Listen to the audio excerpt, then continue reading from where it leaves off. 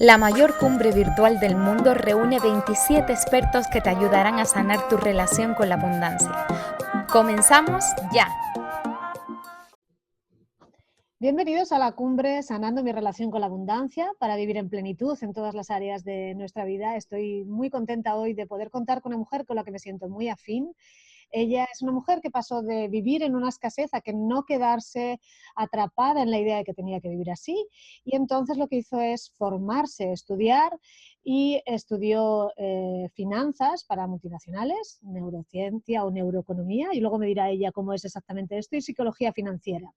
El caso es que ella ayuda a miles de personas a crear riqueza en sus vidas desde lo que son y desde lo que tienen, para poder vivir una vida abundante inconsciente. Entonces tenemos con nosotros a Jocelyn Quintero. Bienvenida.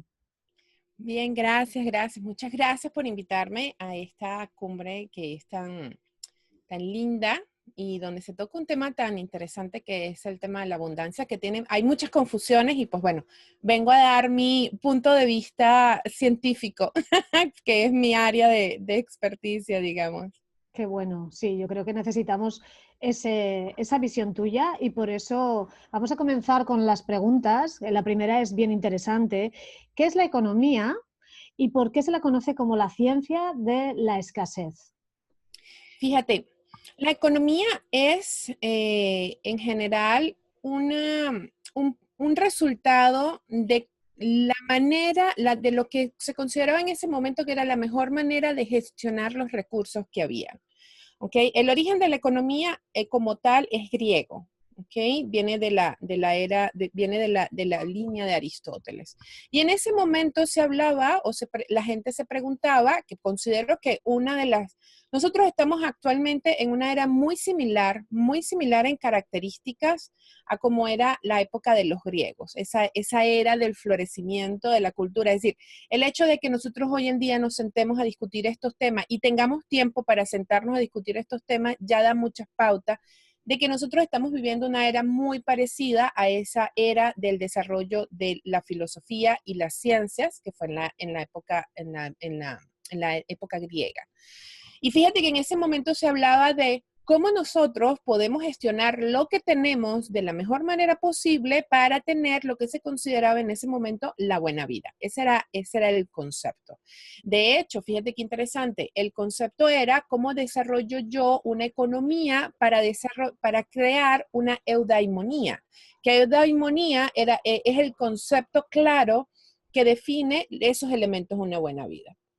Entonces, a partir de allí empieza el proceso de cómo nosotros podemos gestionar esto. Luego viene otros procesos donde, por ejemplo, en el caso de Adam Smith, que retoma mucha información de Aristóteles, empieza a ver cómo nosotros utilizamos lo que tenemos. Pero inicialmente, él toma en consideración algo que para ese momento la ciencia no lo podía tomar en cuenta, es decir, no lo podía estudiar. Y era el hecho de que nosotros, seres humanos como especie, somos fundamentalmente morales. Es decir, dentro de nosotros hay un esquema que nos permite a nosotros ayudarnos unos a los otros, pero como no hay manera de estudiarlo, con el tiempo luego, el mismo Adam Smith saca un modelo que se llama la riqueza de las naciones, que tenía un componente de esto, pero luego la ciencia, el desarrollo de la ciencia económica obvia este tema de decir, mira, los seres humanos somos fundamentalmente morales, somos empáticos, y ese concepto se fue diluyendo a través del tiempo por dándole más peso a lo que fue en el siglo XIX, en el siglo XX, lo que era el razonamiento. Era esta pleitesía, esta adoración por una mente racional, que fue evidentemente lo que fundamentó o lo que le dio fundamento al desarrollo de las demás ciencias. Entonces, fíjate que algo que en aquel momento se consideraba como que, bueno, sí, el ser humano pareciera ser colaborativo, pareciera ser que cuando nosotros nos ayudamos, estamos mucho mejor, cuando nosotros nos apoyamos, los recursos fluyen de una mejor manera, pero como no tenemos, la ciencia no tiene cómo demostrar eso, no hay formas, entonces mejor lo obviamos. Y entonces salen las otras escuelas neoclásicas de la economía, donde se empezó a identificar que el ser humano, bueno, que el ser humano era un ser fundamentalmente tomaba decisiones para su bienestar y además que estaba en un mundo de recursos limitados y que sus necesidades eran cada vez más grandes. Entonces, fíjate, de ahí sale lo que es el concepto del cual todos los que son actualmente economistas, contadores, administradores, esa es la base sobre la cual se estudian esas ciencias. Cuando yo fui a la universidad, mi primer semestre era entender que el ser humano es un ser con unas necesidades ilimitadas y además que vive en un mundo donde los recursos son escasos.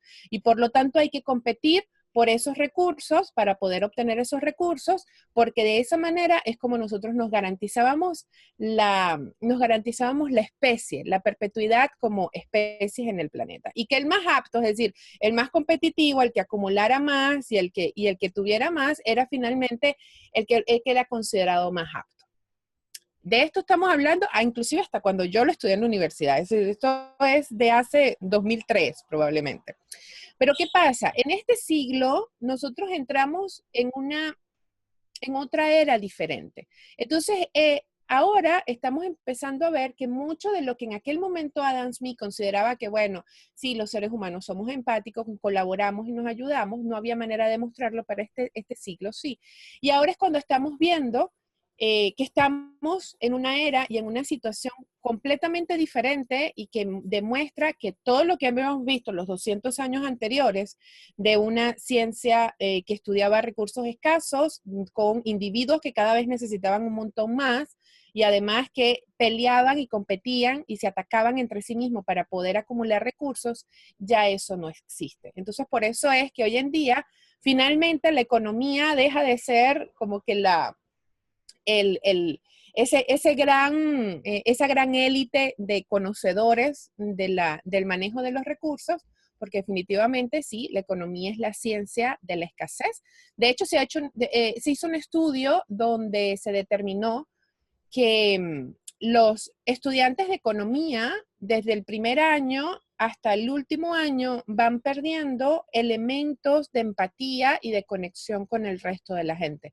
Es decir, las capacidades colaborativas en la formación de los economistas desde que comienzan su carrera universitaria hasta que lo terminan, disminuye de una manera apoteósica. Entonces, casi que pudiéramos decir que cuando nosotros estudiamos economía y estudiamos economía de fondo, nos convertimos en personas mucho más codiciosas, más avaras, pero es porque las bases sobre las cuales se estudió, se eliminó la parte emocional y a nosotros sacar la emoción de la ecuación económica, nos quedamos con gente como, no sé, como en la época, no sé si tú llegaste a ver la película de Mad Max, que era una de estas películas apocalípticas donde el ser humano quedaban pocos en el mundo y todos se atacaban para robarse los recursos porque, no sé, eran pocos. Entonces, esa era la visión de la economía. La economía decía, mira, sabes que nosotros vinimos aquí a un mundo que es muy limitado, donde todo es muy limitado. De hecho, el dinero forma parte de todos esos elementos limitados, tangibles. Por eso que cuando nosotros hablamos de abundancia, la economía no tiene cómo gestionarla. Y hace como 3 meses, 4 meses, vi un artículo de un economista que decía, mira, la verdad es que nosotros como economistas, estos temas de la abundancia nos hace ruido porque nosotros no tenemos base teórica sobre la cual trabajar esto, no tenemos cómo gestionar esto, las escuelas de economía nunca nos enseñaron y aunque se habla del tema de abundancia y yo puedo verlo, es decir, yo puedo identificar el que cada vez existen más cosas, cada vez hay más oportunidades. Las crisis que nosotros hemos identificado no necesariamente han sido tales crisis, es decir, han florecido otras cosas que nosotros no tenemos modelos económicos con que medir eso. Entonces era muy interesante porque, bueno, este economista finalmente confirmaba que la economía es la ciencia de la escasez y cuando se trata de abundancia, ellos no tienen cómo medirla. Joselín, pero esto deberíamos de poderlo escuchar todas las personas, porque este es el concepto que ha quedado grabado en el cerebro de la mayoría de la gente, de que el dinero es solo para unos pocos, o la abundancia, la opulencia es solo para unos pocos, por esta ciencia de la escasez, por esta competitividad que se ve claramente, en la cual o te bajo a ti y me subo yo, o te quito a ti, o si no, no tengo yo, ¿no? Es como, y yo creo, cuando trabajé hace años, algunas de las creencias que tenía con respecto al dinero, con respecto a la abundancia, una de ellas era el sufrimiento que me generaba si tenía yo y otros no, ¿vale? Era esta idea constante que me venía de, ya, pero si yo tengo, pues igual eso hace que no tenga otro, ¿no? Entonces, es esta ciencia de escasez de la que estás hablando que nos inculcaron, cuando en realidad es verdad que entramos en una nueva era en la que estamos entendiendo la colaboración en vez de la competitividad, el que unidos podemos encontrar muchas cosas, y luego, una vez que uno va estudiando, se va dando cuenta de que los recursos son limitados si se les trata mal, pero realmente la naturaleza y la vida es abundante, e incluso, no sé qué experto le escuchaba decir que el dinero, incluso, me hizo gracia, porque luego lo vi en una película, no me acuerdo cuál era, cómo el dinero se va creando constantemente. O sea, y de hecho los billetes viejos los echan en una máquina, los destruyen y siguen generando nuevos y siguen generando nuevos. Y esto fue como una idea de darme cuenta de, pero es que no está limitado, realmente se está constantemente creando y generando a ese nivel y en todos los niveles. La naturaleza está constantemente creando. Sí, es que de hecho, fíjate que hay una cosa muy interesante que esto que comentas. El concepto del dinero no es un concepto fijo. Cuando tú evalúas el dinero como esto que yo utilizo para facilitar las transacciones, es como todo. Por ejemplo, un caso típico que le digo a la gente, en el terreno de la política, la gente que está en el gobierno representa el inconsciente colectivo de la masa. Es decir, no es que fulanito está ahí, ¿cómo es posible que llegó ahí? No, todos los pusimos, consciente o inconscientemente. La economía, ella es un reflejo de cómo nosotros nos gestionamos.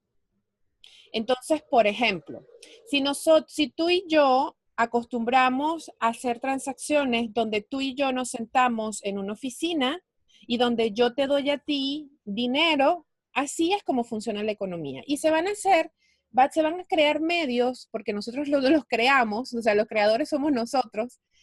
Nosotros creamos medios para que esa transacción se pueda realizar. Y esa transacción tiene que estar atendiendo a dos cosas, y esto sí lo saben los economistas. Tiene que haber un punto en el cual todos estemos de acuerdo de que esta es la medida de transacción, es decir, que yo esto te lo doy a ti y esto es dinero. Tenemos que reconocerlo todos. Y segundo, que esto tiene que tener una connotación legal. Hasta que esto no tenga una connotación legal, es decir, que la masa considere que esto es válido, entonces nosotros no lo vamos a poder hacer. Y una cosa interesante, que ahí también falla la economía, si los economistas cuando aprenden del dinero, les dicen que una de las razones para que el dinero pueda ser dinero es que tiene que ser escaso. Porque si es abundante, no es dinero. Entonces, fíjate qué interesante. Eso nos va a llevar a otro punto donde vemos que hoy en día, de la misma manera como nosotros estamos generando un entorno, estamos realmente retomándolo, porque eso ya existía.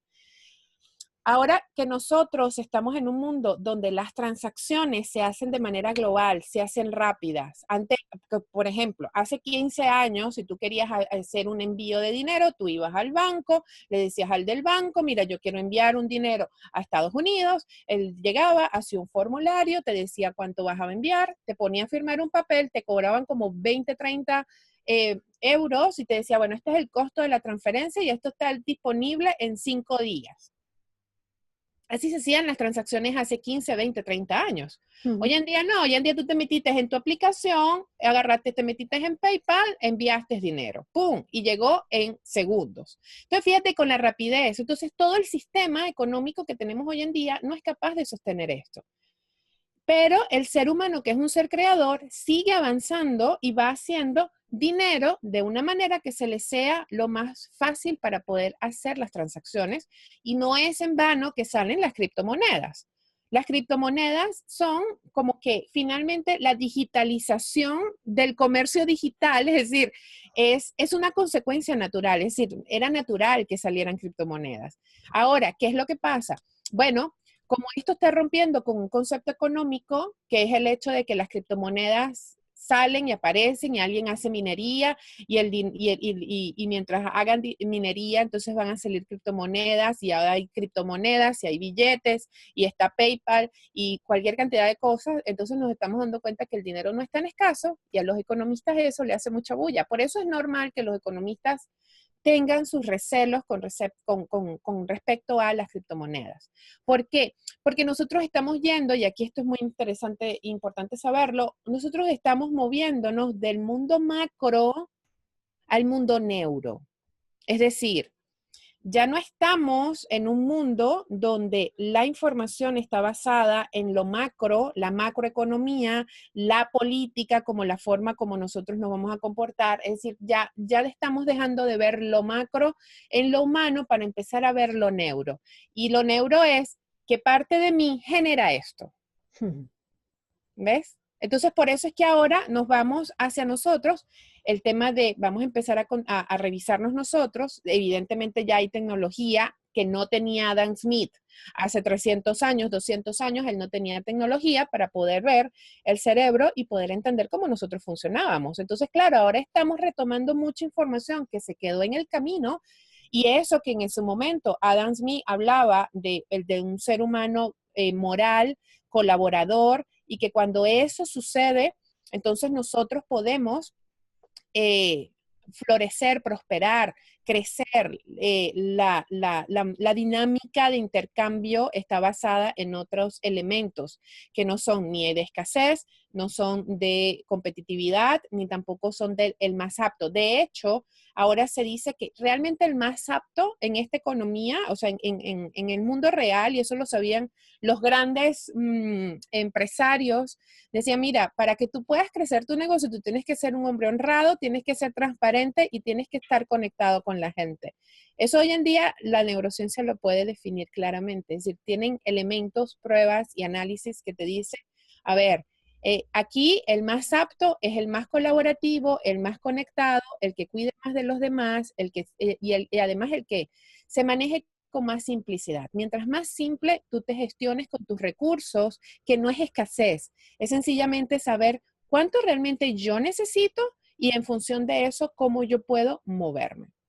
Sí, claro, que igual no es necesario 5 casas, 7 coches, que está perfecto para el que lo necesite, pero que igual hemos pensado que la abundancia es eso, y la abundancia, en mi criterio, es vivir, como decías antes, tener una buena vida, pero yo para tener una buena vida no necesito 8 coches, o sea, necesito un coche que me lleve y me traiga, porque está genial que me lleve y me traiga y que esté bien, o sea, que no se vaya cayendo a cachos por el camino, o una buena cama, una buena casa, que no necesita tener 25 habitaciones, o sea, cuando no las uso, ¿no? Entonces, este concepto de riqueza es tener todo cuanto necesitas en cada momento, ¿no? Y sentirte pleno con todo eso, que puedas utilizar cualquier cosa, tengas comida, tengas techo, tengas amistades, esto es abundancia, ¿no? Y hablando de la neurociencia que estabas hablando, nos vamos justamente, yo creo, a la segunda pregunta en la que tú me comentabas, ¿no? Cómo la neurociencia va a dejar a la economía obsoleta, realmente como parte ya de algo que nos sirve, ¿no? Sí, fíjate, en el caso de la neurociencia, una vez que nosotros fuimos capaces de incluir la ecuación, dentro de la ecuación financiera, el tema emocional, y ya cuando el estudio deja de ser tratar de predecir lo macro para luego entonces sentarme a explicar por qué lo que yo dije que iba a pasar no pasó y por qué pasó algo diferente, que era más o menos como nosotros veíamos a los economistas y los financieros tenían unas formas muy particulares de existir anteriormente. En primer lugar, existía todo un vocabulario complejo. Mientras más complejo el vocabulario, era como que la manera de poder porque el vocabulario te permite a ti establecer parámetros de poder. Si yo hablo de una manera que tú no me entiendas, entonces evidentemente yo estoy en una posición de poder con respecto a ti.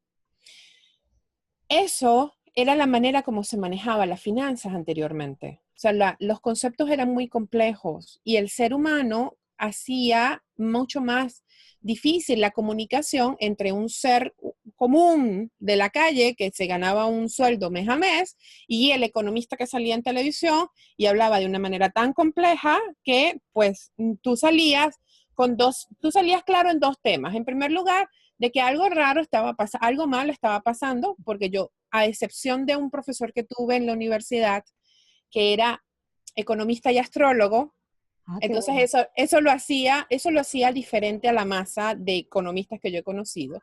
A excepción de él, todos los economistas que yo conozco siempre están muy serios.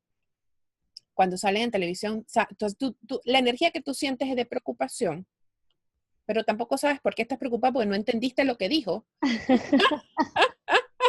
Es que es buenísimo, porque realmente si lo piensas bien es verdad. La mayoría de economistas tienen que dar una imagen de estar muy serios, muy preocupados, como que pasa algo ahí terrible, ¿no? ¿Qué Sí. está pasando? Sí. Mira, a mí eso me hizo mucho clic. Ahí fue cuando yo entendí, yo dije, la economía tiene algo extraño. A ver, yo vivo en Bélgica y Bélgica es un país que ha pasado, yo vengo de Venezuela, donde es un país donde hay una hiperinflación histórica que ningún país la ha tenido. Y sin embargo veo cosas que funcionan. Eso es lo primero. Pero me vengo para acá y me consigo y estoy entonces en un país que es considerado una de las economías más estables del mundo, al punto de que aquí hay deflación, es decir, los precios de los productos bajan, pero igualmente la gente está preocupada. Y para mí eso fue un punto de alarma muy interesante, estar en un país y tener gente experta que habla de una manera y luego estar aquí, ver que sucede todo lo contrario y que igualmente está la preocupación. Entonces dije, ya va, espérate, aquí está pasando algo. Entonces eso también me llevó a mí a tratar de entender qué es lo que está detrás. Y entonces fíjate, ahora que nosotros vemos todos estos temas, ¿qué es lo que pasa?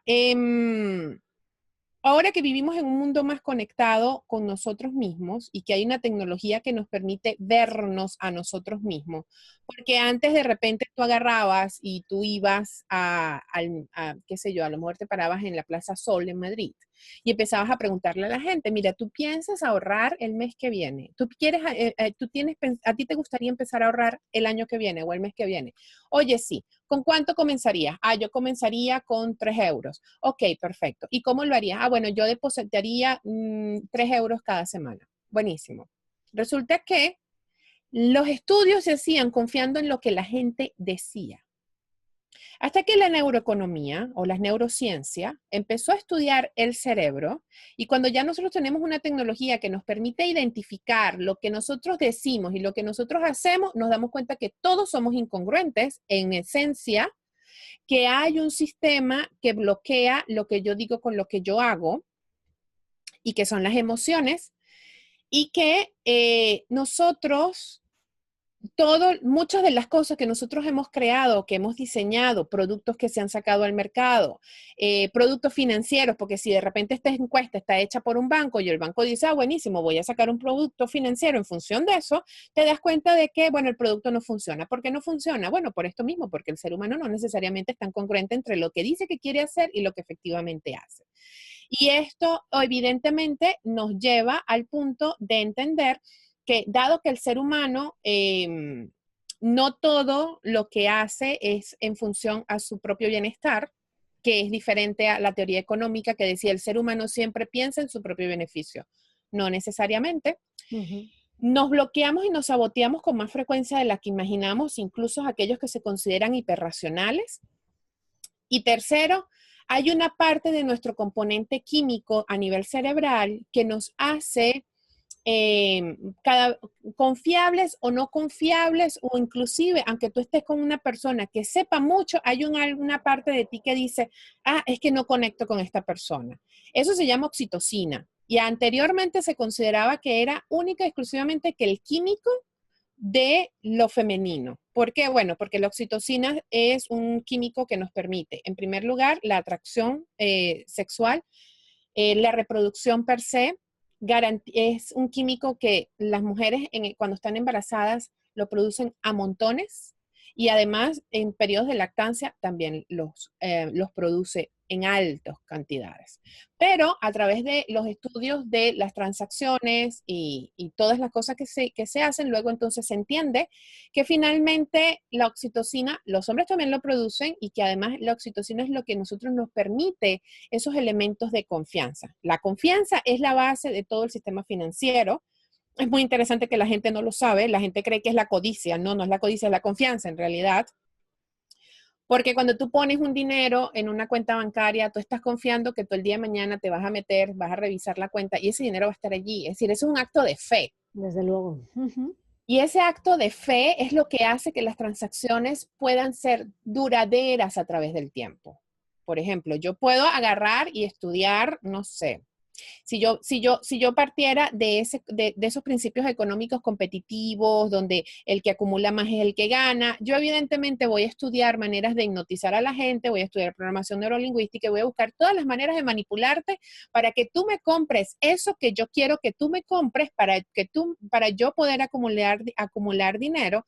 Pero ¿qué va a pasar? Tú me vas a comprar una vez, pero no me vas a comprar dos veces.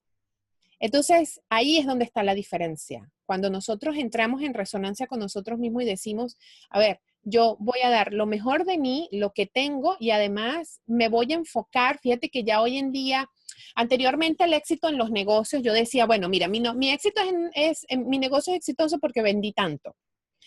Ya no se mide en función a las ventas, ya se mide en función a cuánto es el periodo de vida de un cliente dentro de mi empresa. Es decir, ya las medidas están ya yéndose a cuánto tiempo dura esta relación. Y eso tiene que ver con elementos de oxitocina. ¿Por qué? Bueno, porque tiene que ver con la confianza, tiene que ver con cómo me siento yo contigo, con cómo veo yo que todas estas, que no fue solamente una transacción, es lo que le digo a veces a la gente, es diferente un comprador que un cliente.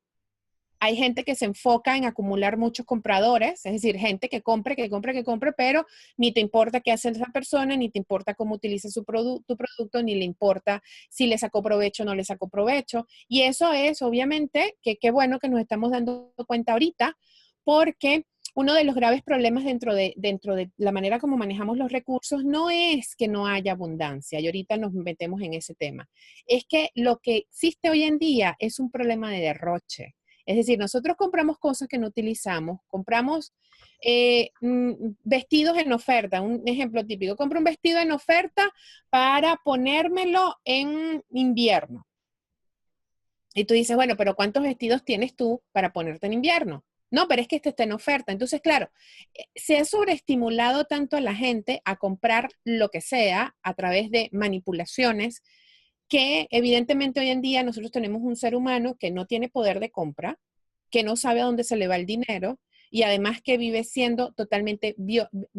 constantemente violentado emocionalmente para disparar compras. Entonces, al final tienes un ser que sí, que compró, pero como tú mismo le destruiste su capacidad de compra, es una persona que a lo mejor inclusive puede llegar a gustarle lo que tú le ofreces, pero como tú te enfocaste solamente en manipularlo para sacarle el dinero, porque esa es la visión, esa es la visión económica tradicional, que yo tengo que hacer lo que sea para sacarte el dinero. Entonces, a lo mejor sí, la persona pudo haberle gustado lo que tú le ofreciste, pero no va a poder volvértelo a comprar, porque te fuiste, canibalizaste, para mí ese es el término, canibalizaste su economía. Y cuando tú piensas más en términos de ti, en la posibilidad del otro, no solamente de que sea tu cliente, sino que además acompañarlo a crecer junto contigo, la visión cambia. Y eso es lo que se está midiendo hoy en día. ¿Cómo tú eres capaz de acompañar a una persona desde un punto cero en sus niveles de conocimiento o de experticia hasta un nivel donde sea totalmente autónomo, igual que un niño? Por eso hoy en día digo que los negocios se parecen más a una mamá llena de oxitocina, de amor y conexión con lo que está creando, que a un papá disciplinado que va y expone, explota, saca, va y caza, se parece mucho menos a un hombre que va en función de cacería. Ya hoy en día los negocios se van a parecer mucho más a una mamá. Y eso es muy importante que lo sepamos. Creo que es una forma de decirlo que además queda como muy impactada en la mente y es muy interesante, ¿no? Esta forma dadora, cuidadora, que respeta al otro, que quiere lo mejor del otro y que crea esta confianza, ¿no? Esta oxitocina que tú decías, ¿no? Porque yo quiero lo mejor para ti. Quiero vender porque me amo, pero no a todo precio ni a toda costa porque no me sirve para nada. Es una venta para hoy, pero luego ya esto se acaba, ¿no? Entonces... Vale, vamos entonces a lo que estábamos hablando de que vamos a pasar ya a hablar de la abundancia. ¿Qué es la abundancia en términos tangibles y por qué la lógica no nos permite apreciarla? Bien, fíjate, la abundancia es la capacidad del entorno de sostener mi existencia.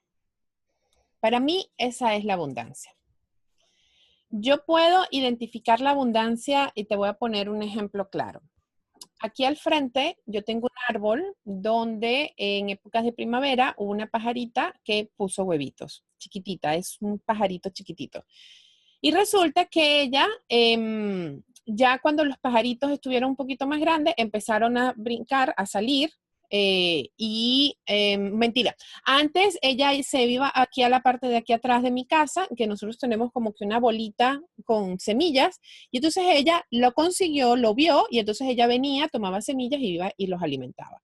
Ya cuando estos pajaritos crecen y empiezan a salir, empezaron a salirse y uno de ellos yo me lo conseguí abajo porque, no podía volar porque estaba muy chiquito todavía. Yo me lo traigo y entonces fíjate que yo me lo traigo y él empieza a pillar, pero ya yo sé que él está llamando a su mamá. Fíjate qué interesante. Entonces yo me lo llevo a la terraza porque en la terraza no hay ni gatos ni nada, entonces yo me lo puedo llevar para allá y entonces él se queda ahí y empieza a llamar a la mamá. Entonces, fíjate qué interesante, la mamá lo consigue y entonces la mamá venía y tomaba la comida de ahí y lo alimentaba y el pajarito se quedó allí. Es decir, ya él sabía que bajo ciertas determinadas horas venía mamá a alimentarlo. Eso es abundancia. Es decir, la capacidad perceptiva de estos pajaritos para saber que independientemente estando fuera del nido, el entorno los está sosteniendo, porque en mi caso yo estaba poniéndole comida, pero yo pude no haberle puesto comida. Sin embargo, la pajarita igualmente sabía que ella tenía alimento. Si ella sabía que la naturaleza podía sostenerla, sabía que había suficiente para ella. Y eso es un tema perceptivo. Los animales lo saben identificar. Porque cuando de repente nosotros siempre utilizamos como elemento comparativo el león. Bueno, pero es que cuando el león, que además no es el león el que caza, quien caza es la leona, el león lo que hace es cuidar el territorio. Pero cuando una leona sale a buscar comida, ella no está compitiendo. Ella sencillamente está haciendo lo mismo que hace el pajarito. Es decir, de acuerdo a su cadena alimenticia, ella consume cebras. Pero es que como las cebras tienen un sistema nervioso con unas patas que le permiten correr, entonces obviamente tiene que ir y tomarlo. Pero no es un tema de que la leona dice, hoy voy a ver a quién me como. Es decir, no, es un tema de, hay una parte dentro de su sistema que le dice, es hora de comer. Y ella sabe que hay suficientes animales dentro de todo lo que es su espectro de alimentación, va y lo toma. Pero no existe la mala intención, y esto es muy importante que lo sepamos. Es decir, en realidad el mercado penaliza la mala intención. Y eso está científicamente demostrado. ¿Por qué? Porque lo que gestiona y lo que permite que todo pueda funcionar es la gestión de oxitocina. Donde no hay confianza, no florece nada. Entonces, la abundancia es todo lo que está disponible, sea yo capaz de percibirlo o no. Entonces, ahora nos volvemos a nosotros y nos preguntamos qué es lo que todavía no estamos viendo. A lo mejor yo tengo un empleo que no me gusta y que el programa que me pongo es que afuera no hay oportunidades. Pero eso no es un tema de abundancia, eso es un tema de perceptivo. Entonces, por eso te decía, nosotros vamos de lo macro, que antes decíamos, es que la tasa del desempleo está en tanto, entonces yo mejor me quedo con este trabajo y la crisis está, ta, ta, ta, ta. Claro, eso es lo macro. Pero ya nosotros no vivimos en términos de lo macro, porque ya sabemos que lo macro no funciona. Si yo soy capaz de verme y gestionarme, y entonces digo que parte de mí me dice que no puedo conseguir un empleo. Y esto es muy interesante porque, a ver, yo, como te decía, yo veo todos los días el tema Venezuela. Venezuela para mí es un caso típico y muy claro. Es decir, el 99% de la gente en Venezuela dice es que aquí no hay nada. Pero es muy interesante porque el otro pequeño porcentaje sí está viendo cosas. Sí está cerrando negocios honestos. Están evidentemente sirviendo y sirviendo a manos llenas y haciendo cosas maravillosas. E inclusive aquellos que están, que toda la vida han estado en fundaciones y han ayudado a los demás, es increíble, pero esos son los que mejor les está yendo, porque son los que crearon un capital, digámosle, crearon un capital relacional o crearon un banco de oxitocina en la red humana que los ha permitido sostener. Esa gente tiene mejor conexión con la abundancia que cualquiera que esté ahorita en una empresa en Venezuela. Entonces, ahora me devuelvo a nosotros. Bueno, entonces, ¿qué es la abundancia? La abundancia es todo lo que está disponible para mí allá afuera y que yo puedo o no percibirlo. Entonces, mi trabajo es de percepción y de hecho allí se trabaja una parte de nuestro cerebro que es el sistema de activación reticular. El sistema de activación reticular es la manera como yo filtro, porque el cerebro, que es un órgano que está hecho para funcionar de manera eficiente porque consume muchos recursos, prácticamente el 80% de los recursos que nosotros consumimos están en el cerebro, es decir, el cerebro es la masa que más energía consume. Para que ella pueda funcionar de manera efectiva, ella funciona por enfoque. Entonces, claro, el tema es en qué nos enfocamos. Y en lo que nosotros elegimos enfocarnos es lo que el cerebro nos va a mostrar. Si yo me levanto hoy y digo, qué día tan horrible, qué calor tan horroroso, qué gente tan odiosa, no soporto esto, evidentemente todo lo que yo voy a ver me voy a sentir cada vez más pegostosa, me voy a sentir cada vez más irritada, me voy a sentir cada vez, pero si yo entonces digo, wow, imagínate tú qué maravilla, en esta parte del mundo tenemos un sol maravilloso, esto es vitamina D en cantidades industriales, la gente cambia, de hecho es muy interesante porque aquí en Bélgica a la gente le cambia literalmente la emocionalidad, es decir, Claro. su personalidad cambia. Entonces, ese es el punto. El punto es, en primer lugar, la abundancia es todo lo que está disponible allá afuera, pueda yo percibirlo o no.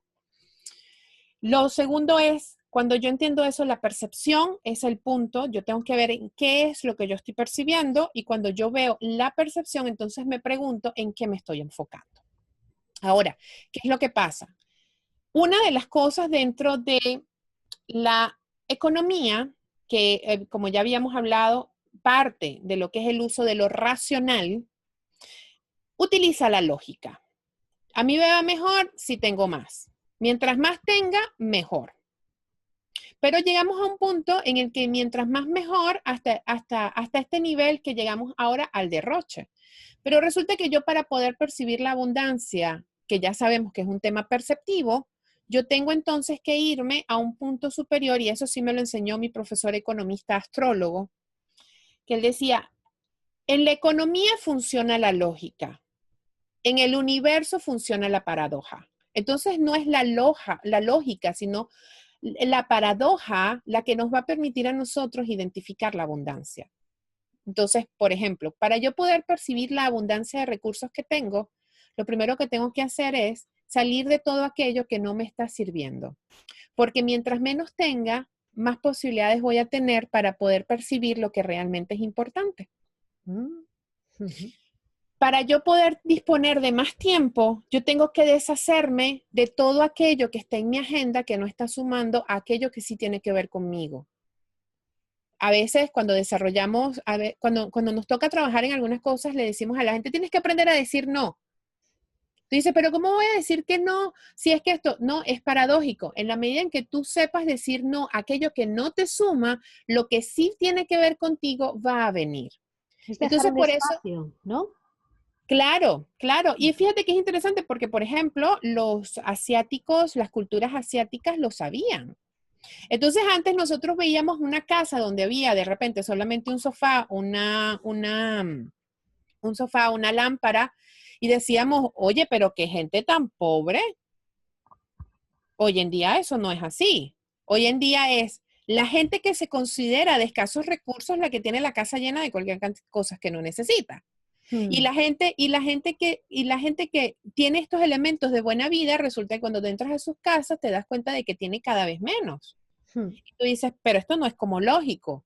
Claro, porque la única manera de que tú puedas realmente vivir con tranquilidad es que aprendas a vivir con simplicidad. Entonces, la simplicidad es la que te conecta con la abundancia. Cuando yo digo que mi nivel de vida para poder yo vivir tranquila tienen que ser 10,000 euros, sí, a lo mejor voy a estar todo el tiempo vestida de marcas lujosas de arriba abajo, de pies a cabeza. Pero imagínate tú cuánto tengo yo que producir para gestionar ese nivel de vida. Ahora, si yo digo, mira, sabes que para yo dormir tranquila yo necesito son 1,500 euros o 1,000 euros o 500 euros. La posibilidad de que yo pueda saber, de que yo pueda identificar mis elementos de tranquilidad están mucho más claros y además son mucho más fáciles de conseguir. Por ende, tu posibilidad de vivir cada vez con más tranquilidad, con más felicidad, con más armonía, con el entorno y contigo, va a ser mucho más fácil de lograrlo. Entonces, cuando le pregunto a la gente, a ver, ¿qué cantidad de dinero te permite a ti vivir tranquilo? Y la gente me dice, es que cuando yo tengo $1,000,000 resuelvo el problema. Le digo a la gente, esto es lógica económica, no es paradoja de abundancia. Y entonces la idea es que en la medida que nosotros aprendamos a vivir con mayor simplicidad, que aprendemos a desapegarnos, tener cosas, pero que las cosas no nos tengan a nosotros. Cuando yo sé que yo estoy en un punto de apego, cuando yo digo, mira, es que yo no puedo salir de viaje porque entonces ¿quién va a cuidar la casa? Mm, Ahí automáticamente sé que yo estoy apegada, que la casa me tiene, yo no tengo a la exacto. casa. Ujú.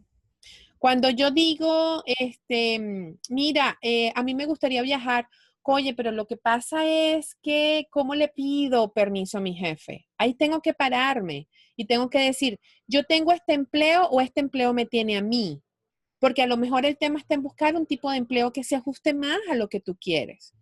Y no quedarte parado y decir, no, es que cuando yo tenga el empleo perfecto, entonces voy a ser feliz. Cuando yo tenga el lugar perfecto, lo voy a poder hacer. Volvemos otra vez al tema, la lógica económica. La lógica económica no siempre nos va a ayudar. Nos ayuda con modelos para tomar ciertas decisiones, pero no define todo lo que nosotros hacemos, sobre todo cuando la filosofía con la que vamos a conectarnos es una filosofía de hay para nosotros, hay disponibilidad, el trabajo para yo poder identificar aquellas cosas que realmente yo quiero y que resuenan conmigo, es un tema perceptivo en mí y no es un tema de una realidad que está fuera. Ujú. Esto que hablas es para escucharlo 4 veces y que se quede grabado en el cerebro. Estoy como recibiéndolo como una esponja y es que es muy real de lo que hablas y además hablado de una forma científica que yo creo que lo necesitamos porque muchas veces esto de lo que estás hablando se habla de una forma más, como muy espiritual y hay gente que esto entonces no lo puede, no lo agarra porque es como, bueno, parece algo que se queda ahí como muy espiritual, ¿no? Pero es que tú lo traes a la tierra y es muy interesante el poder verlo con tanta claridad, ¿no? Y con este aspecto científico. Sí. Ahora me gustaría que nos cuentes cómo podemos desarrollar un esquema mental de abundancia y cuáles son los 3 primeros pasos para conectarnos con ella. Fíjate, en primer lugar, es entender que tú naciste totalmente vulnerable, totalmente dependiente de tu especie de mamá y que aún en tu mayor vulnerabilidad y tu incapacidad de poder tú moverte, tú fuiste sostenido por la especie. La pregunta es, ¿qué te hace pensar que tú hoy en día eres parte de los abandonados, de los que no pueden, de los que no tienen la capacidad? Si en tu instante más vulnerable, entre todos colaboraron desde lo que mejor tenían y como mejor lo pudieron hacer para garantizar tu vida. Entonces, eso es lo primero, que se parece mucho al ejercicio, al ejemplo que te estaba poniendo del pajarito y de que hubo un ser humano que pasó por ahí, que en ese momento pudo haber sido a los efectos, Dios me salvó la vida. No, a lo mejor era yo que iba pasando y tomé el pajarito, pero dentro del esquema perceptivo del pajarito, fíjate que pudo haber sido un tema de divinidad. Hay una fuerza mayor a mí y que tiene o no tiene alas, que tomó a mi hijo y lo puso en un lugar donde estuviera a salvo. Eso nos pasa a nosotros también, es decir, también hay algo dentro de nuestro esquema dentro de nuestro entorno que nos cuida. Y ese, de entrada, es nuestra especie. Y aunque nosotros hayamos crecido con la idea de que tienes que tener cuidado con la gente en la calle, porque la gente en la calle es mala, porque tienes que estar pilas, por lo que sea, sí, es verdad.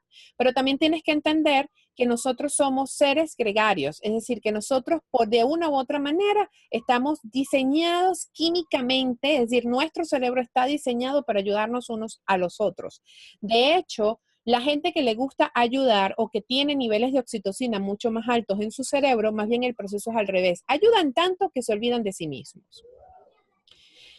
Eso es lo primero, saber que tú perteneces a una especie donde la norma y la garantía de la continuidad está relacionada con el cuidarnos unos a los otros. Lo José, otro es... una cosa ahí con respecto a eso, porque puede haber alguna persona que piense, entonces, ¿qué pasa con la gente que se muere en África porque no tiene ningún recurso y no estamos haciendo prácticamente nada el resto de la especie, ¿no? Entonces, con perdón de esta pregunta, porque es que me ha venido a la cabeza, ¿no? Directamente ha sido, bueno, pues este aspecto mío de pretender salvar a todo el mundo, que no puede ser, ¿no? Pero ha sido como, uy, Dios mío, cómo la especie estamos dejando que haya personas donde podría haber recursos, porque el otro día además veía que estaban plantando en una zona de África totalmente desértica muchísimos árboles que estaban empezando a dar sombra, estaban haciendo que la tierra fuera fértil. ¿Cómo no habíamos, pensé yo, cómo no, esto no había sido pensado antes, ¿no? ¿Qué está pasando para que haya esta desconexión tan grande, ¿no? Entre unos y otros, ¿no? Sí, claro, porque nosotros antes vivíamos, acuérdate que nosotros estamos saliendo de un concepto donde sobrevive el más apto. Y entendíamos el más apto, el que más acumulara, el que más tomara, el que más quitara. Era un canibalismo en realidad. Lo que tú estás diciendo es verdad. Nosotros, hoy en día, fíjate que pasan dos cosas muy interesantes. Primero, hoy en día podemos saber quién en África la está pasando mal y eso nos lleva a nosotros a conectarnos y apoyarnos, en este caso a través de la tecnología y las redes sociales. Es decir, las campañas hoy en día de ayuda son mucho mayores. Antes no existían plataformas de recaudación de fondos.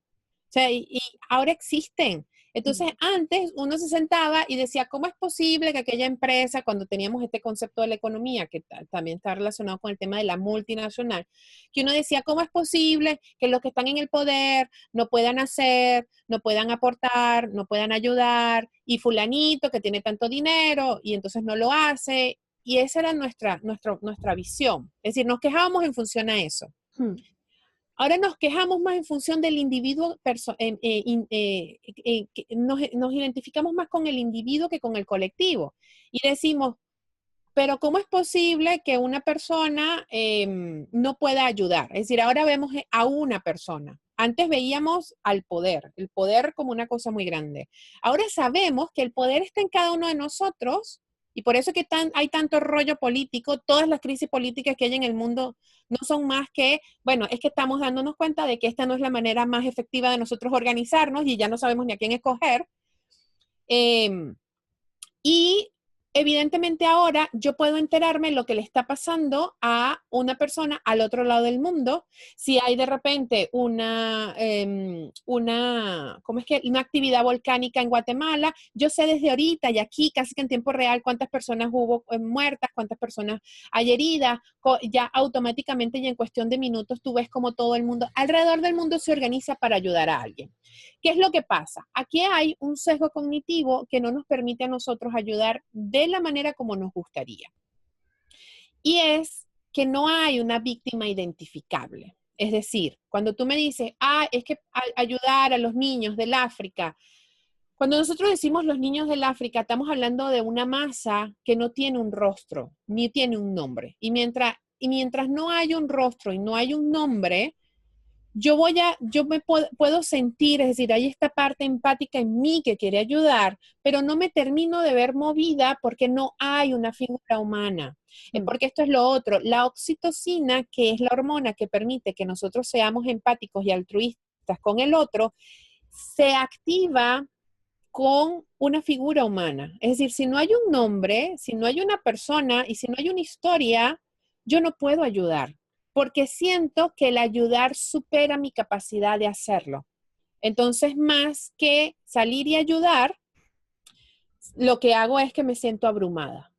Entonces digo, ay, es que a mí me gustaría, pero imagínate, tendría yo, o sea, siento que ayudar me supera. Como demasiado, ¿verdad? Es como, Claro, como me resulta demasiado, no hago nada. Ajá. claro, entonces eliges no hacer nada.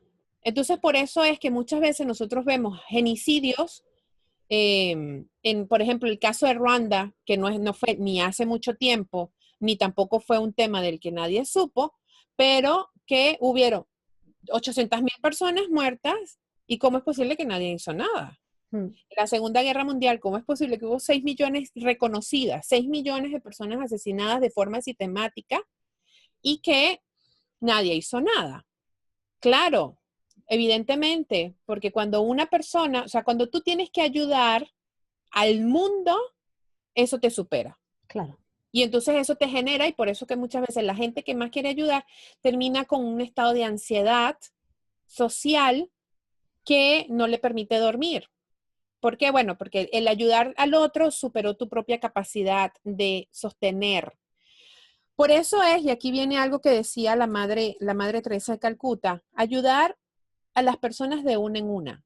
Es decir, a lo mejor Idoia no va a salir a resolver el problema del África, pero a lo mejor ella sí se va a meter en una plataforma que se llama Kiva, con K y con V, kiva.org, donde hay una plataforma de personas que están en países de esto que llamamos el tercer mundo, o personas de escasos recursos de Ghana, Ruanda, Ecuador, Perú o lo que sea, que están desarrollando proyectos y que están necesitando 100 euros, 200 euros, 300 euros para desarrollar un proyecto, y es bajo préstamo.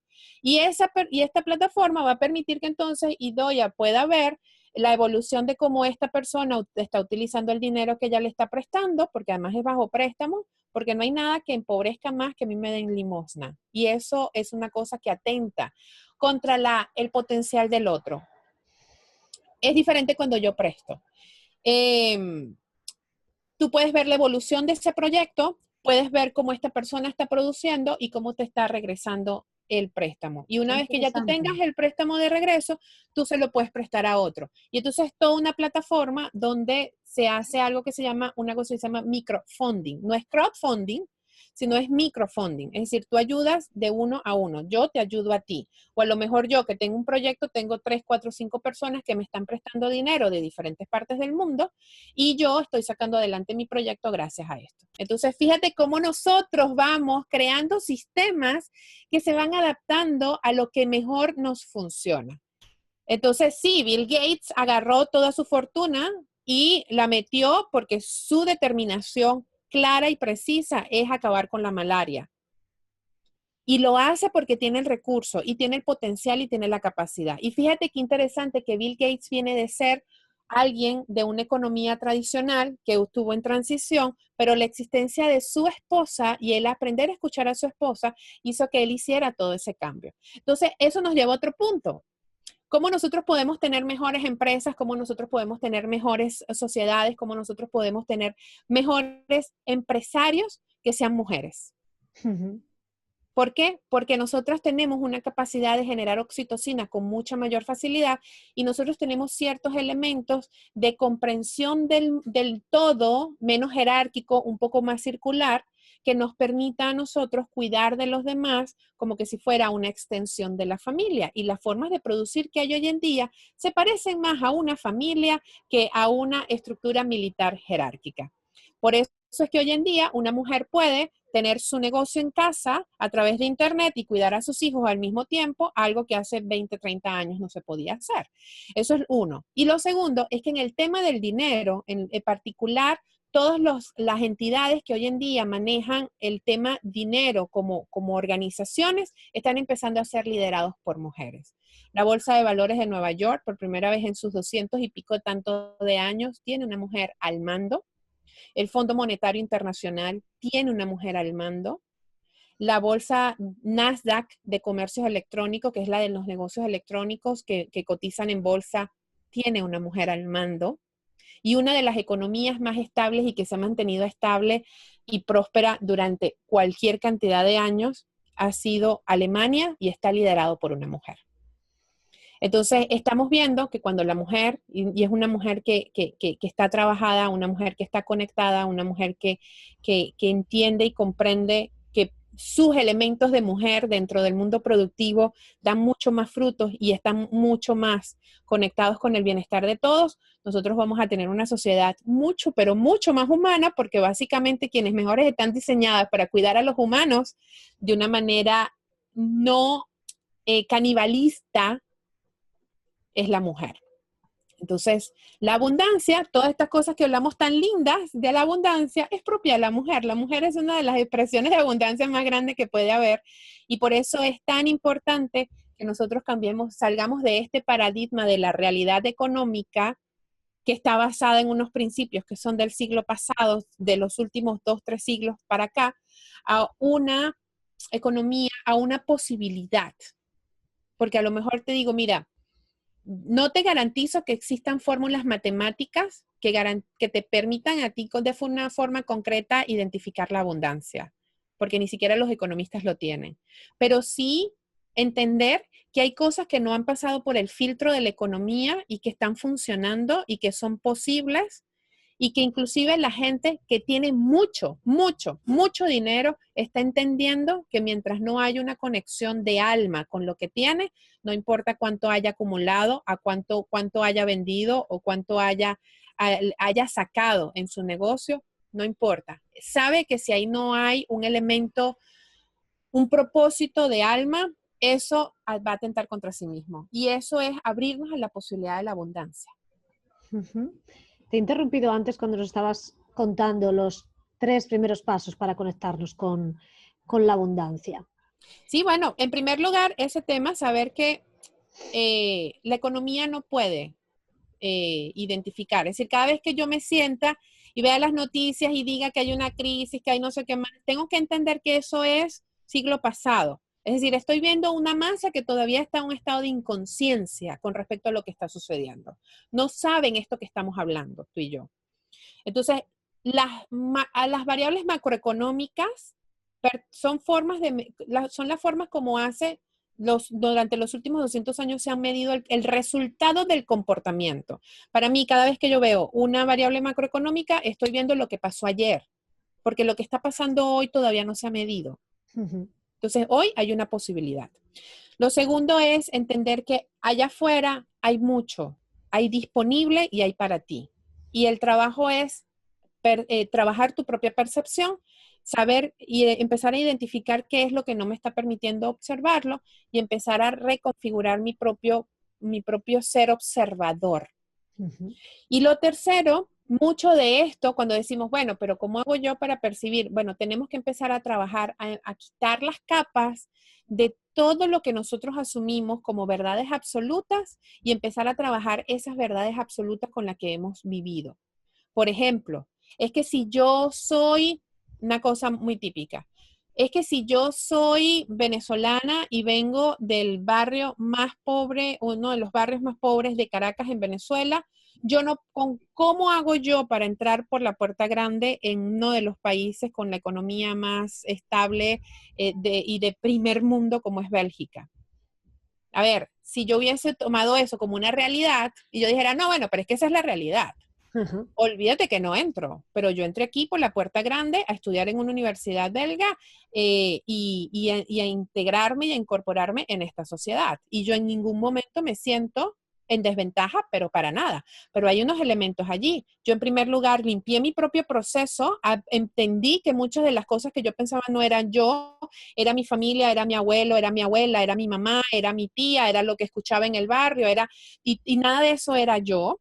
Y lo segundo era entender que si yo soy un ser global, yo no soy víctima de nada ni de nadie. De hecho, yo ni siquiera soy del tercer mundo. Yo sencillamente soy un ciudadano de este globito azul hermoso que la gente, que nosotros los seres humanos lo dividimos en algo que se llamaba países, pero que fundamentalmente aquí no hay fronteras. Las fronteras no las imaginamos nosotros y no las creamos.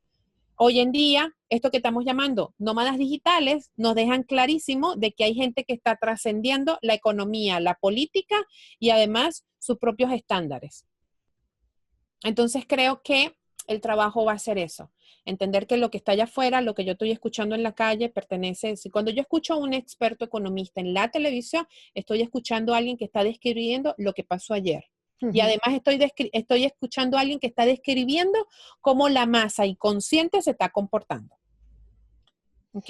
Sí. Y bueno, y empezar a trabajar en mí, como hablamos al principio, o sea, estamos pasando de un mundo de lo macro a lo neuro. Ya el universo que rige y las leyes que van a regir mi vida y la forma como yo vivo están aquí. La cuestión es, estaba pensando ahora, cómo tú, por ejemplo, sales de ese paradigma, de esa idea con la que muchos venezolanos en ese momento pueden tenerla, ¿no? Aquí no hay nada, no se puede hacer nada, es que nosotros los venezolanos pues no tenemos nada y es normal que estemos así y es que en otros países está bien, pero aquí no, ¿no? Pero tú no te creíste la historia. No sé cómo decirte, decidiste no creerte la historia. Entonces, ¿qué hay? ¿Cuál sería esa cosa que de repente a ti te saca de ahí, ¿no? Porque con la mayoría de expertos que he hablado es como, justamente es esto, la mayoría han pasado por crisis, por fracasos, por situaciones difíciles o familiares difíciles y hay algo en ellos que les dice, no, yo no me quedo, no me lo compro, ¿vale? No me compro esta historia y decido salir de ahí. Pero en cambio vemos como hay toda esa masa crítica, toda esa montón de gente con ideas obsoletas que ya no sirven, que no son reales y que viven desde ahí. Entonces, ¿cuál sería esto que hace que unos sí hagan el cambio y que otros no hagan ese cambio? Porque sería algo muy interesante para decir cómo estimulamos el que sí vean que son seres ilimitados, que son seres individuales, con un poder personal y que no son esa historia que se están contando de sí mismos, ¿no? Bueno, fíjate, en mi caso puede ser en primer lugar,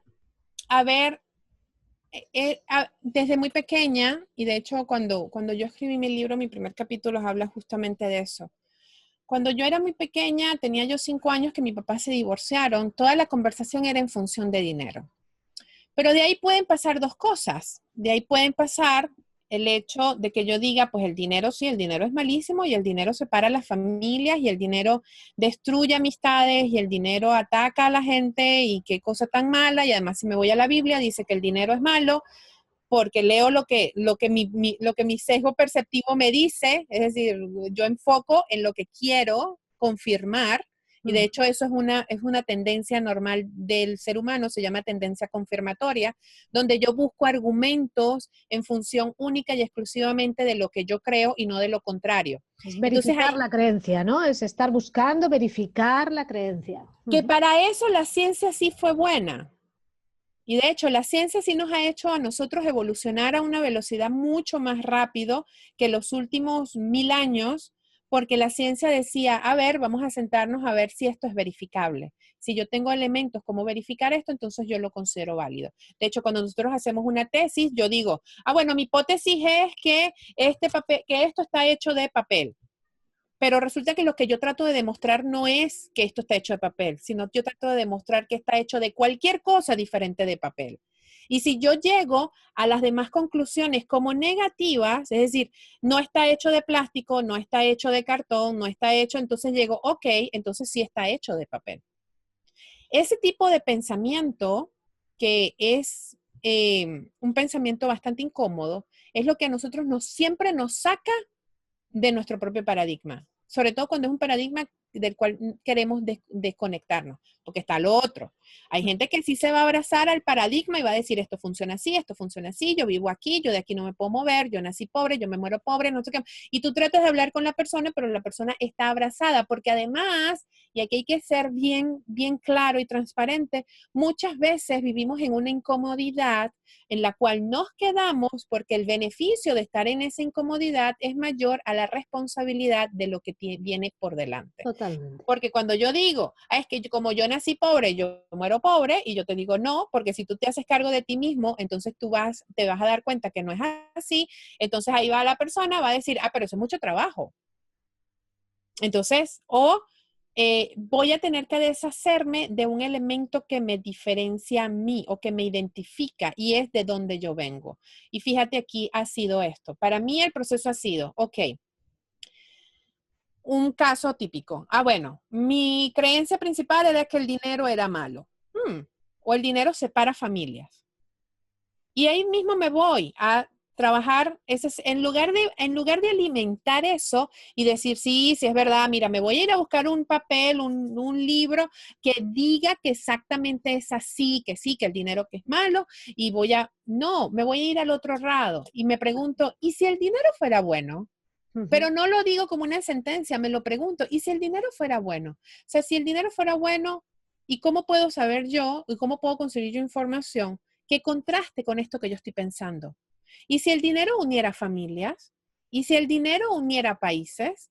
¿Y si el dinero hiciera a la gente más bondadosa?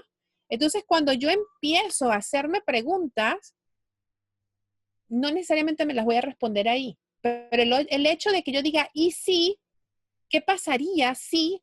Entonces abro un espacio, por eso es que esta conferencia se llama La posibilidad de la abundancia.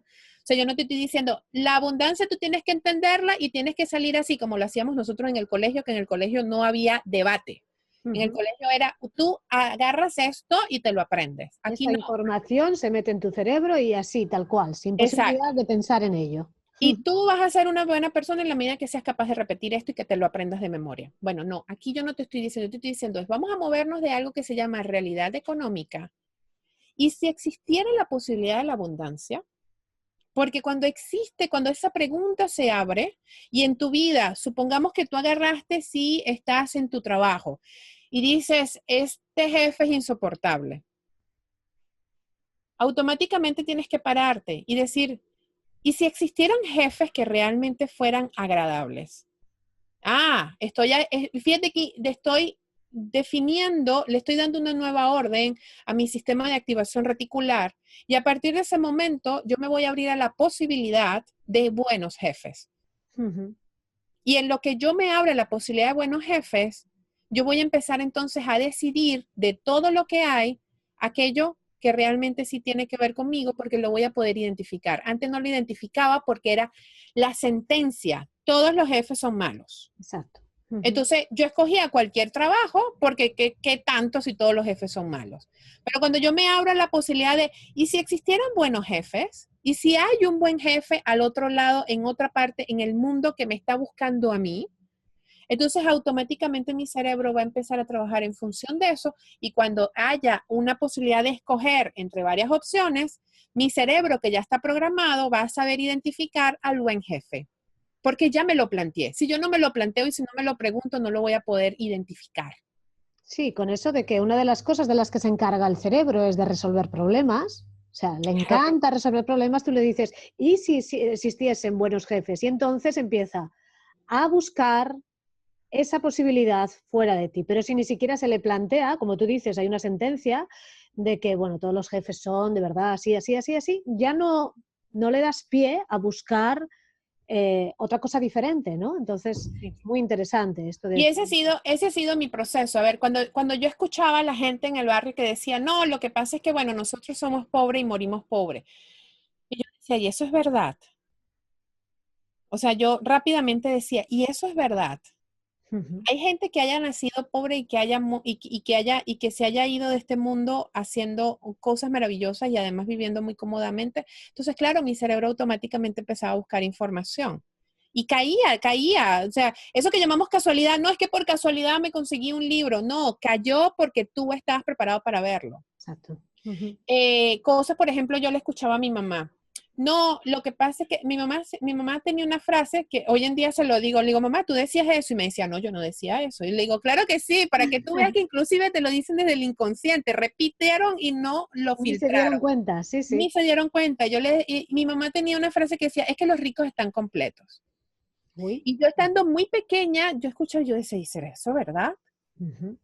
Pero claro, y cuando tú lo das, entonces claro, tú empiezas a escuchar la historia de Mark Zuckerberg, empiezas a escuchar, por ejemplo, la historia de Ray Dalio, que es hoy en día en que maneja los fondos de inversión de riesgo, el fondo de inversión de riesgo más grande del mundo que maneja trillones, es un hombre hecho a sí mismo. Es un hombre que viene de una familia muy simple y muy normal.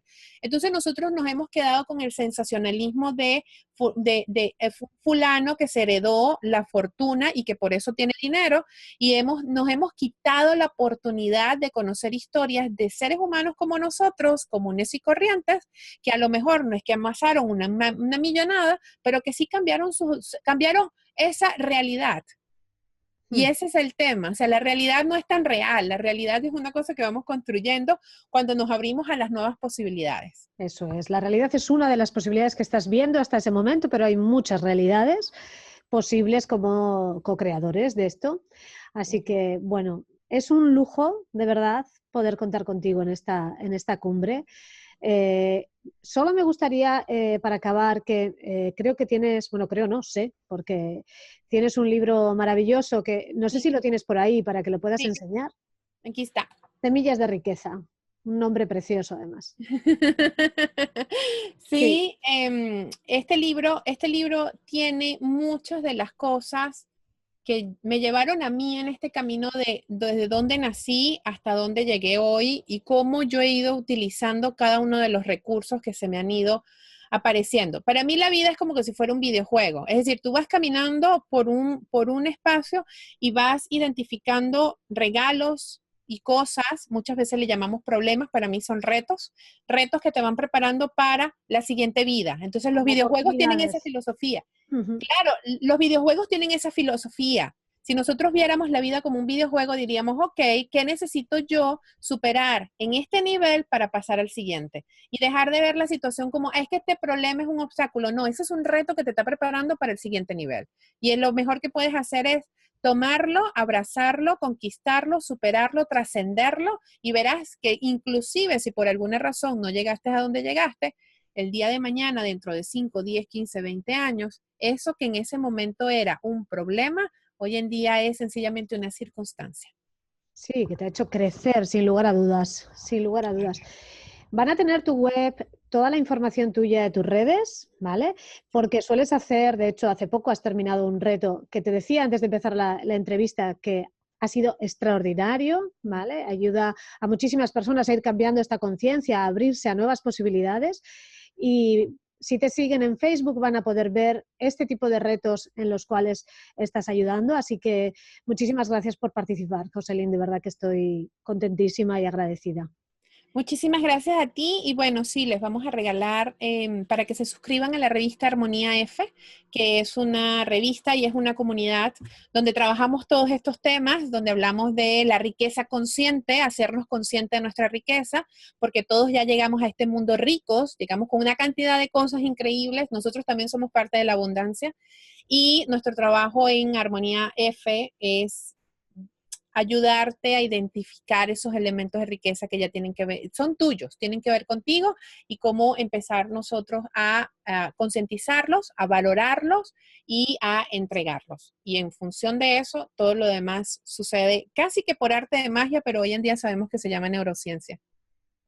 Exacto. Y además tengo la fortuna, la buena suerte de tu generosidad, que en la próxima revista vamos a poder, va a estar la cumbre y vamos a estar nosotros. Así que también muchísimas gracias por eso. La revista es una forma de estar abriendo constantemente espacios en nuestro cerebro, meter información, semillas de riqueza justamente, tener más conciencia. Entonces, os animo completamente a leerla y que es una forma de seguir avanzando y seguir construyendo vuestras vidas. Muchísimas gracias, Joselín. Un abrazo enorme, enorme. Muchísimas gracias y pues bueno, estamos para servir, bellísima. Y para todos los que nos están viendo, crean que la realidad es una cosa que construimos y la abundancia es totalmente posible. Gracias.